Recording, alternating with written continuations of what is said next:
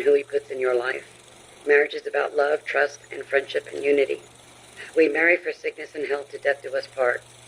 Our daughter Shanann loved you with all of her heart. Your children loved you to the moon and back. Shannon's family was her world. Shanann put a crown on your head. But unfortunately, the day that you took their life, God removed that crown. We loved you like a son. We trusted you. Your faithful wife trusted you.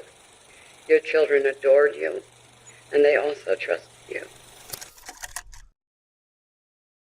Daddy is a hero. What would drive a man to kill his pregnant wife and 2 children? But what made him snap? Was it a life of lies, or was there something darker that drove him to murder his entire family?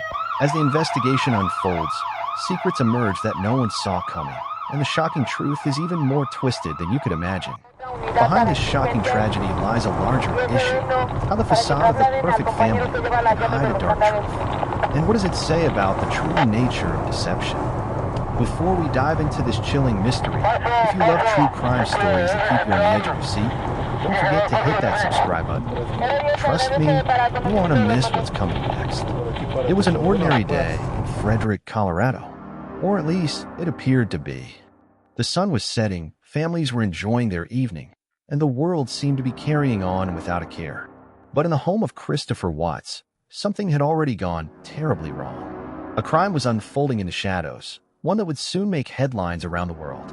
August 13th, 2018, a date that would forever be etched in the minds of those who followed the story. At first, no one could have predicted the horror that was about to unfold. Shanann Watts, a mother of 2 beautiful girls, and her daughters, Bella and Celeste, vanished without a trace. It all started with a simple phone call.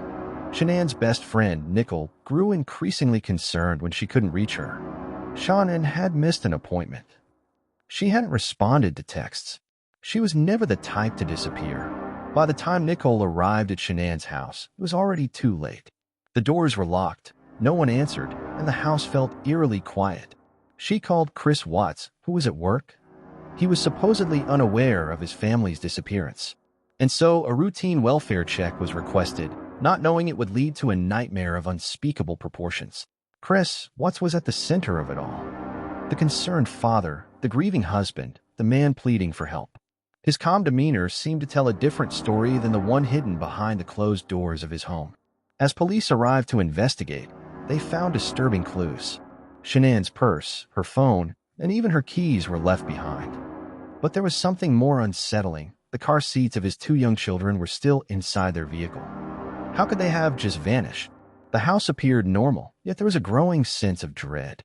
Chris spoke to the media, even pleading for the return of his family, but the calmness in his voice didn't match the fear and grief his words were meant to convey. Could this really be a missing persons case, or was something much darker happening behind the scenes? What the authorities didn't know, what no one knew at that moment, was that the answers were hidden in the very place they had been searching.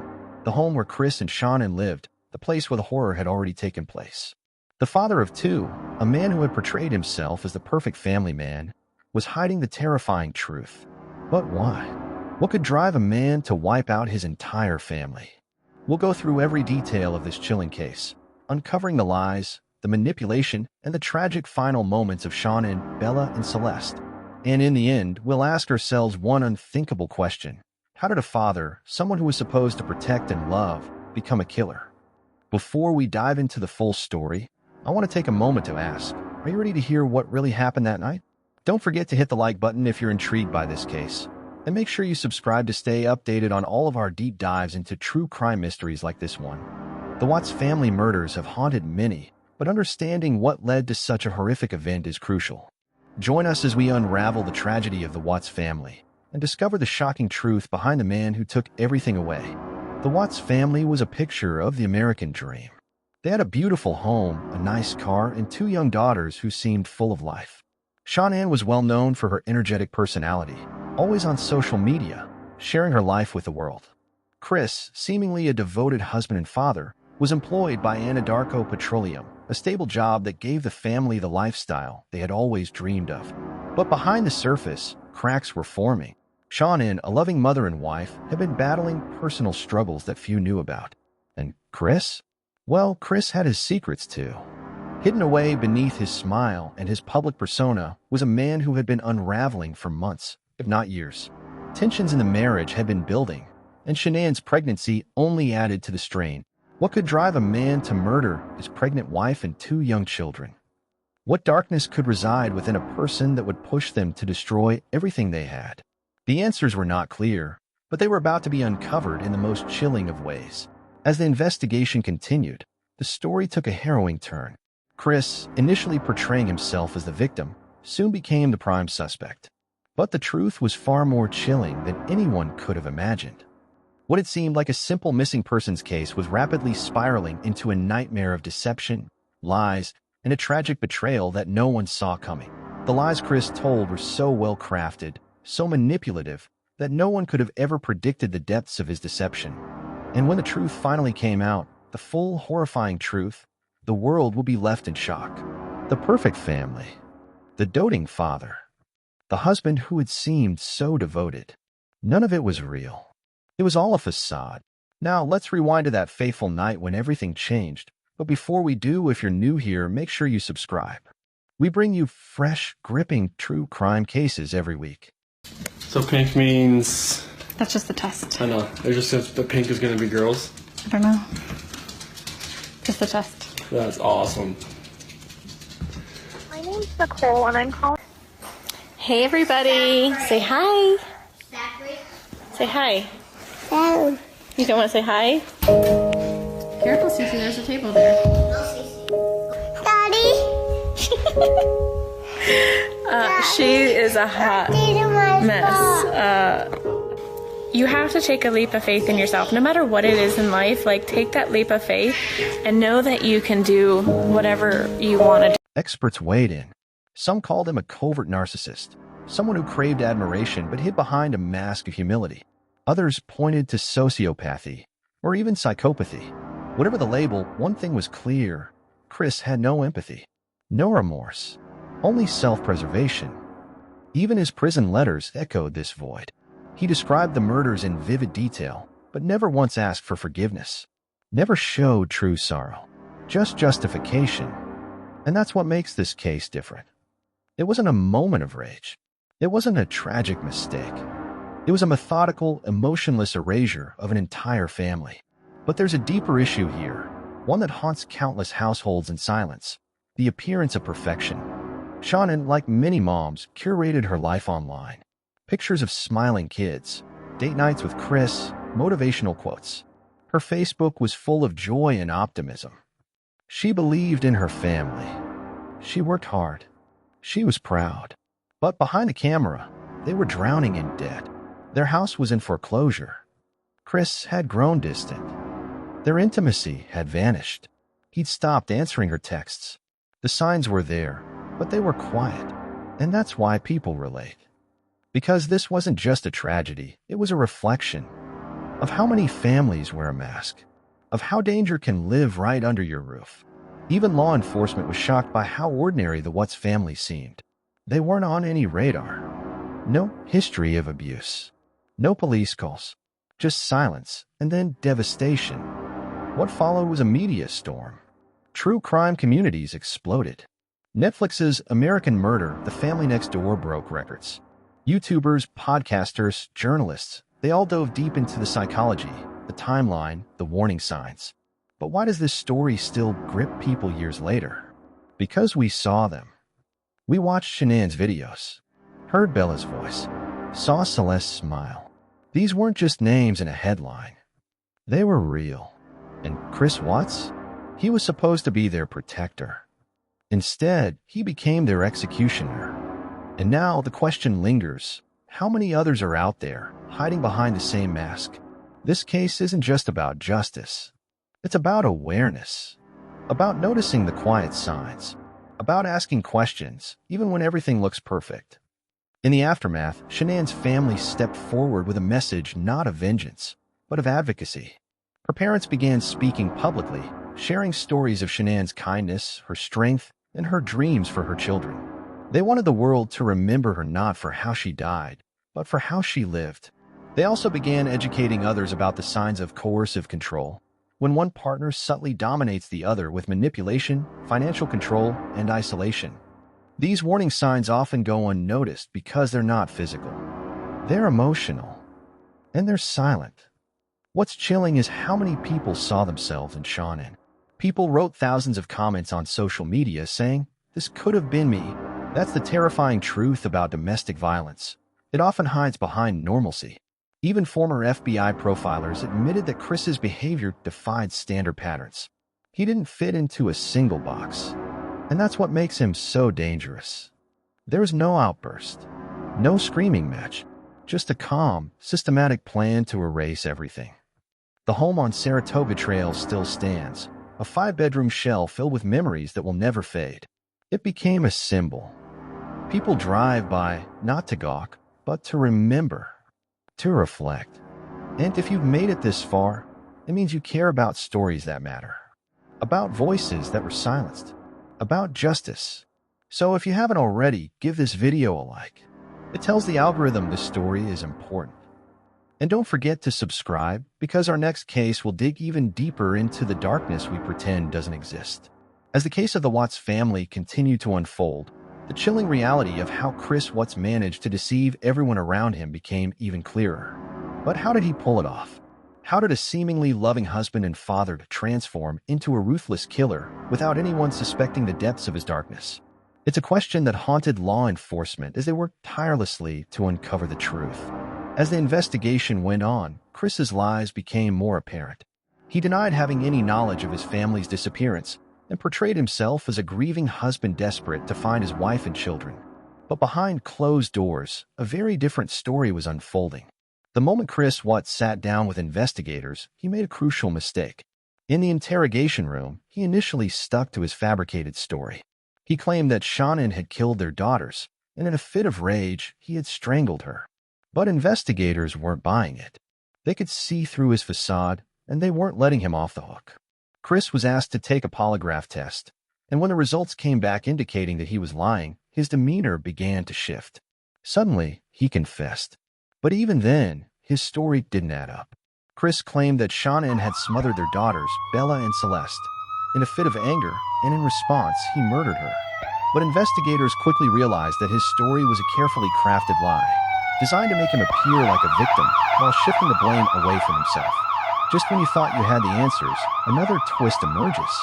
But hold on, if you haven't subscribed yet, do it now, because this case is about to get even darker. What's going on right now around your house? Right now, it's got K9 units, the sheriff's department. Everybody's like they're doing their best right now to figure out like if they can get a scent, see where they went. If they went on foot, they went in a car, or they went somewhere. And right now, it's just like they've been on point. They're going through the house trying to get a scent, and hopefully they can pick something up to where it's going to lead to something. What happened? Your wife came home. Tell me what's. She came home from the airport 2 a.m. and I left around 5:15. She was still here, and like about 12:10 in that afternoon, her friend Nicole showed up at the door. Like I had texted Shanann a few times that day, called her, say but she never got back to me. But she wasn't getting back to any of her people as well, and that's what really concerned a lot of people. Is like she's not getting back to her. Like if she doesn't get back to me, that's fine. Like she gets busy during the day. But she didn't get back to her people, which was very concerning. And Nicole called me when she was at the door, and that's when I came home. And then walked in the house, and nothing was vanished. Nothing was here. I mean, she wasn't here. The kids weren't here. Nobody was here. What's your wife's name? Shanann, Shanann. What's your kids? Bella and Celeste. How do you spell Celeste? Celeste. How old are your daughters? 4, and Bella's 4, Celeste is 3. And so, how many times did you try calling her? I called her 3 times, texted her about 3 times just to say, what's going on. Like because after I called her and texted her once, it's like, maybe she was just busy. Like she had just gotten back, like everybody's probably calling her from her trip. She just got back from Arizona, and I figured she was just busy. But when her friend showed up, that's what it was like. It registered like, all right, this isn't right. Do you think she just took off? Do you think?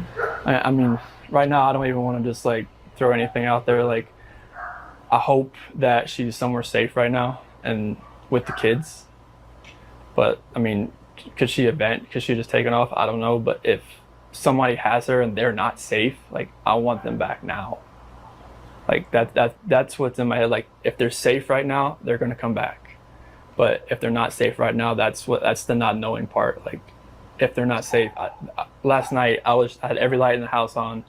I was hoping that I would just ran over by the kids running in the door and just like barrel rushing me, but it didn't happen. And it was just a traumatic night trying to be here. I'm gonna ask some kind of tough questions about your relationship with the kids. Yeah, my kids are my life. I mean, those smiles light up my life. And it's like, I mean, last night, like during when they usually eat dinner, it was just like I missed them. Like, I mean, I missed telling them, hey, you got to eat that or you're not going to get your dessert, and just like you're not going to get your snack after. I miss that. Like, I miss them, cuddle up on their couches. They have like a Minnie Mouse couch and a Sophia couch that they cuddle up on and watch, Bubble Guppies or something. And it was just like, it was tearing me apart last night, and I needed that. I needed that last night, and for nobody to be here last night and to go into their rooms and know that I wasn't going to turn the rain machines on, and I know that I wasn't going to turn their monitor on, and know I wasn't going to kiss them to bed tonight. It was that's why last night was just horrible. I couldn't do it. I want everybody to just come home. Like, wherever they're at, come home. That's what I want. The more they dug into his story, the more inconsistencies began to surface. As they pieced together the timeline, they discovered that Chris had been planning the murders for weeks. There were signs that he was mentally distancing himself from his wife while growing closer to his mistress, Nicole Kessinger. As their affair progressed, Chris's feelings for Shanann seemed to wither, and the lies he told her grew more frequent. What made the case even more disturbing was the fact that Chris was actively trying to conceal the murders from his family, his friends, and the authorities. He was seen in public, pretending to be a devastated husband, while in reality, he had already taken his wife's life and disposed of his children's bodies in the most brutal way imaginable. The FBI, along with local law enforcement, worked tirelessly to track down evidence and piece together the chilling details. They eventually traced Chris's movements to an oil storage site where he had discarded the bodies of his daughters and buried Shanann's body in a shallow grave nearby. As they began to search the oil tanks, they discovered the horrifying truth. Bella and Celeste's tiny bodies had been shoved into crude oil tanks, with only their small footprints and traces of hair left behind. Shanann's body was found buried in the ground, miles away from where her daughters lay. The horror of those final moments is almost unimaginable. And yet, the fact that Chris was able to maintain his composure throughout this process is even more chilling. He remained calm, methodical, and eerily detached as he directed authorities to the locations of the bodies. The media frenzy that followed was immense. The story of the Watts family murder captivated the nation. The public was in shock, unable to fathom how someone so ordinary could commit such an unimaginable crime. The Watts family, who had once been seen as an average American family, was now the focus of endless news coverage and social media discussions. People pored over every detail of the case. They analyzed Chris's behavior in interviews, scrutinized his body language, and dissected every word he said. The level of public interest was unprecedented, and the case became one of the most talked about true crime stories in recent years. But while the case captivated millions, it also left a deep emotional scar on those who knew Shanann, Bella, and Celeste. Their friends, family, and community were left to pick up the pieces, trying to make sense of the senseless. Shanann's parents, in particular, became vocal advocates for raising awareness about domestic violence and coercive control, hoping that their daughter's tragic story could serve as a warning to others. The Watts family murders also sparked an important conversation about how we perceive violence in the home. Many victims of domestic abuse, particularly women, often feel trapped in a situation they can't escape from. In Shanann's case, her seemingly perfect life hid the slow burn of emotional manipulation and control. It was a life that looked perfect on social media, but behind the scenes, she was in an abusive marriage. Chris's actions were a direct result of his control over his wife, his sense of entitlement, and his manipulation of those around him. He was able to convince everyone, his family, his co-workers, even the police, that he was an innocent man caught in a tragic situation. But the truth was far darker. And so, the case served as a reminder that we can never truly know what's going on behind closed doors. We see the pictures on social media, the happy smiles, and the well-curated posts. But the darkness that lurks behind these facades is often invisible until it's too late. The story of the Watts family murders is a heartbreaking one, but it's also an important lesson. It's a stark reminder of the power of control in relationships, the importance of listening to warning signs, and the need to speak out when something doesn't feel right. Shanann, Bella, and Celeste will never be forgotten. Their story has become a part of the national conversation about domestic violence, and it will continue to raise awareness for years to come. If this case has made you think, made you reflect on your own relationships, and made you realize just how important it is to be aware of the signs of abuse, then please don't hesitate to share this video. Let's keep the conversation going, and let's continue to raise awareness about the realities of domestic violence. Make sure to hit that like button and subscribe to our channel for more true crime stories that will keep you on the edge of your seat. Your support helps us reach more people and shed light on important issues. Thanks for being here, and remember to always stay vigilant. As the months passed, the media frenzy around the Watts family case only intensified. People were captivated by the chilling details of the crime, and the world was eager to understand how someone so seemingly ordinary could commit such an extraordinary and horrific act. The case became a massive subject of discussion, with countless articles, documentaries, and TV specials attempting to break down the motives behind Chris Watts' actions. As the investigation heats up, we uncover a shocking detail. And trust me, you'll want to be here for what happens next. Go ahead and click subscribe now, so you don't miss the upcoming revelations. He never talks. So the fact that he's over here blabbing his mouth makes me kind of suspicious. Yeah, but I mean, put yourself in his situation. Oh, I agree. Any friends you know she would be hanging out with? I mean, I know. I guess her parents are out of state. Across country, North Carolina. Oh. Yeah, so that's not happening. She can play. All the girls' blankies are gone. Their blankies they sleep with, they don't leave anywhere without them. Good. Nothing else appears to be missing though, just No. stuff you'd take for a quick trip. She tell you anything about leaving, moving out? Not moving out. I mean, the last time I talked to her was this morning. She said she was going to take the kids to a friend's house, and she asked where she was going to be. And then I've texted her today. I've never heard anything. But the car's here. Right. Are here. Unless somebody came and picked her up. But the people that I know, nobody's heard from her. Nobody's seen her. Right. Any friends you know she would be hanging out with? I mean, I know. I guess her parents are out of state. Across country, North Carolina. Oh. Yeah, so that's not happening. She can play. All the girls' blankies are gone. Their blankies they sleep with, they don't leave anywhere without them. Good. Nothing else appears to be missing though, just No. stuff you'd take for a quick trip. She tell you anything about leaving, moving out?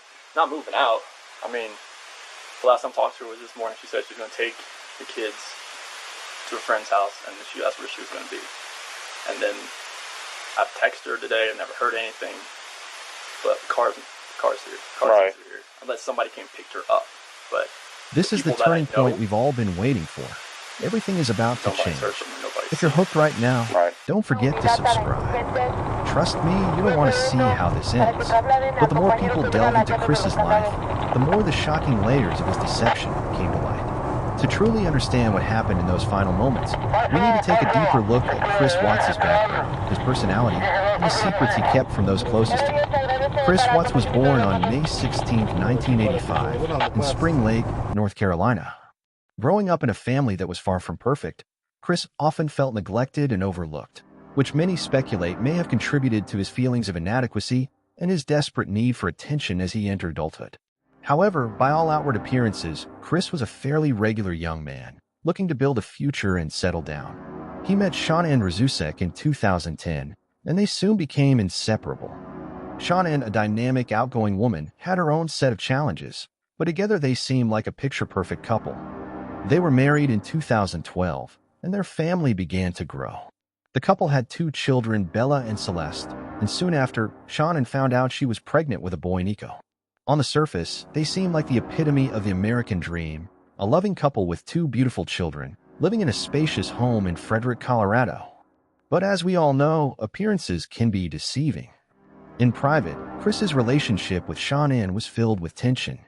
Despite their outwardly happy family life, Chris had been growing more distant from his wife over the years. In fact, his relationship with Shanann had become increasingly strained due to his own emotional needs, which were not being met by their marriage. This is where his relationship with Nicole Kessinger, a co-worker who would later become his mistress, comes into play. Chris met Nicole through his work at Anadarko Petroleum, where he worked as an operator. They started an affair in 2018, and as his infatuation with her grew, his feelings for Shanann seemed to fade away. Nicole represented an escape for Chris, a way to step away from the burdens of his family life, where he felt trapped and unfulfilled. But this toxic relationship had devastating consequences that no one could have predicted. While Chris's emotional detachment from Shanann grew, so did his desire to control the situation. His affair with Nicole was a catalyst, but there were deeper layers of manipulation and deceit in Chris's character. He wanted to preserve his image as a loving husband and father, all while secretly planning to escape his family life. In the days leading up to the murders, Chris had been acting increasingly erratic. Those who knew him personally, including his family and friends, noticed changes in his behavior. He began to withdraw, avoiding contact with those close to him, and he seemed more preoccupied with his relationship with Nicole than anything else. There were even reports that Chris had been speaking about divorce with his family, hinting at his desire to start fresh and build a new life with his mistress. But he knew that leaving Shanann wasn't going to be as simple as packing his bags and walking away. There were financial troubles that weighed heavily on the family. Despite owning a large home, Chris and Shanann had declared bankruptcy in 2015, a decision that caused a lot of stress in their relationship. Shanann worked from home, selling products for a multi-level marketing company, while Chris was employed by Anadarko Petroleum. While they had 2 small children, the financial pressure and Chris's lack of fulfillment seemed to fester, slowly eroding the foundation of their marriage.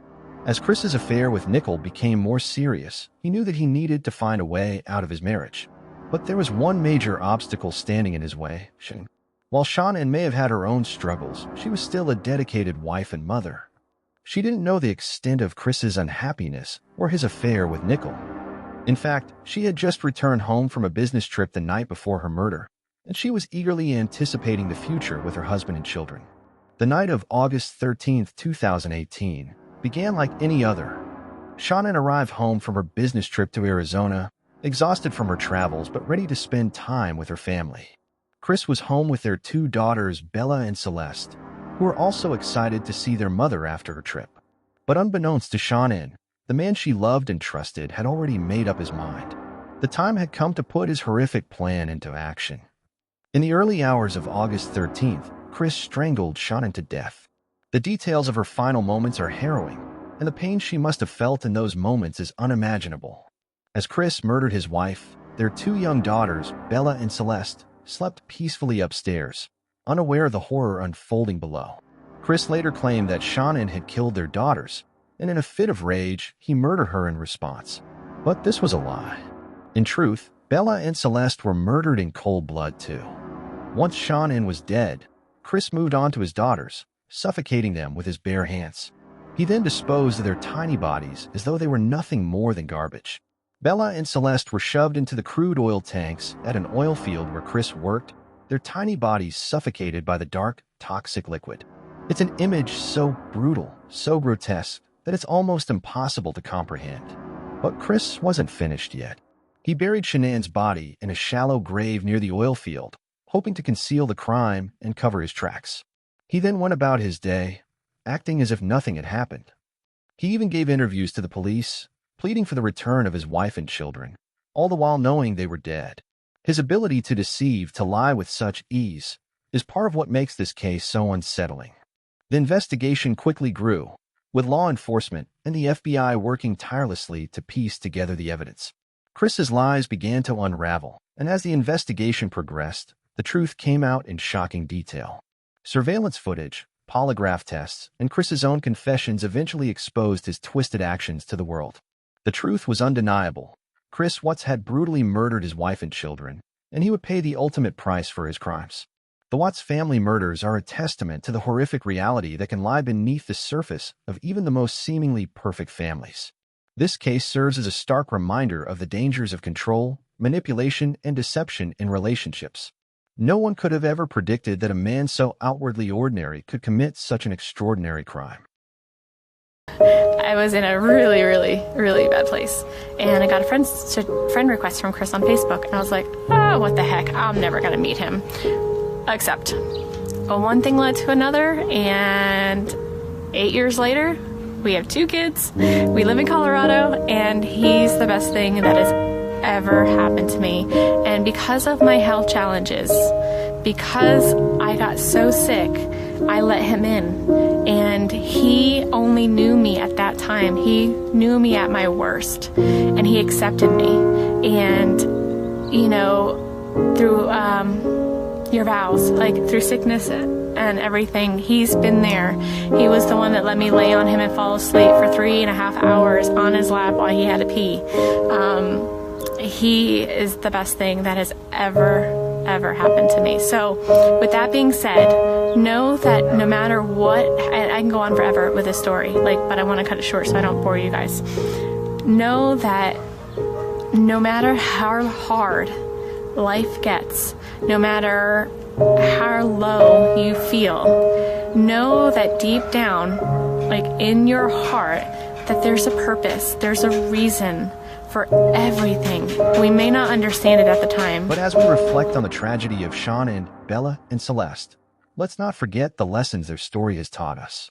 It's a painful reminder that we must always remain vigilant, that we must speak out when something feels off, and that we should never ignore the signs of emotional and physical abuse. If this story has made an impact on you, and you're committed to raising awareness about the realities of domestic violence and family annihilation, please make sure to like and subscribe. By subscribing, you'll stay informed and updated on future true crime stories that shed light on these important issues. Your support means the world to us, and together we can help raise awareness for those who cannot speak for themselves. Thank you for watching, and please remember to stay aware, stay safe, and always stand up for what's right. As the investigation continued, Chris Watts' facade began to crumble completely. The FBI and law enforcement agencies were piecing together the evidence, while the world waited to hear what had really happened in the hours leading up to the tragic murders of Shanann, Bella, and Celeste. The turning point in this case came on August 15, 2018, when Chris was administered a polygraph test. He had initially told the police that he had no idea where his wife and children were, claiming he had not seen Shanann since he left for work early that morning. However, his performance during the polygraph test spoke volumes. He failed the test miserably, and it was then that he knew he could no longer keep up the lie. In a twist of fate, Chris's father, Ronnie Watts, was brought in to speak with him. As father and son sat in the interrogation room, the confession that would change everything began to unfold. Chris broke down and admitted the horrifying truth. He confessed to killing his wife, Shanann, but in his mind, it was all her fault. According to Chris, Shanann had killed their 2 daughters, Bella and Celeste, and he had murdered her in a fit of rage. It's important to note that Chris's confession, while chilling, was nothing more than a self-serving lie. In truth, he had planned to kill Shanann, and the murder of his children was part of his desperate attempt to escape from his family life. The story he told the authorities, that Shanann had killed their daughters, was an attempt to justify his actions and paint himself as a man pushed to the edge by his wife's supposed behavior. But this story was entirely fabricated. The evidence would tell a different, much darker tale. In his confession, Chris revealed that after murdering Shanann, he drove her body to the Anadarko oil field where he worked. He buried her in a shallow grave near the oil tanks. But he didn't stop there. In a truly monstrous act, Chris then loaded his daughter's lifeless bodies into his truck and transported them to the same site, where they were discarded like trash. The girls, Bella and Celeste, were shoved into separate oil tanks, their small bodies hidden beneath the thick crude oil. To make matters even more heart-wrenching, the details of the crime were truly sickening. The bodies of Bella and Celeste were discovered with signs of trauma. Bella had scratches on her body from being pushed through the small hole at the top of the oil tank. A tuft of her blonde hair was found near the hatch. These grim discoveries painted a clear picture of the brutality that had unfolded in the final moments of their lives. The details of the investigation continued to unfold in the days and weeks after Chris's confession. Law enforcement quickly confirmed the truth. Chris had lied about Shanann killing their children. In fact, it was Chris himself who had suffocated his daughters, one by one, before murdering his wife. Shanann, Bella, and Celeste were innocent victims in this unimaginable tragedy, and Chris's attempt to paint himself as the victim of a horrific situation only served to reveal the true extent of his callousness. One of the most disturbing elements of this case was the way Chris's lies were unraveled. He had been incredibly convincing in his public statements and interviews, even pleading for the return of his family, while knowing full well that they were dead. It wasn't until investigators found key pieces of evidence, including surveillance footage and Chris's own confessions, that the truth finally came to light. The surveillance footage, in particular, was crucial. It showed Chris loading a gas can into his truck in the early hours of August 13th, just after the murders had taken place. He backed his truck into the garage, further complicating his story of being a concerned husband and father.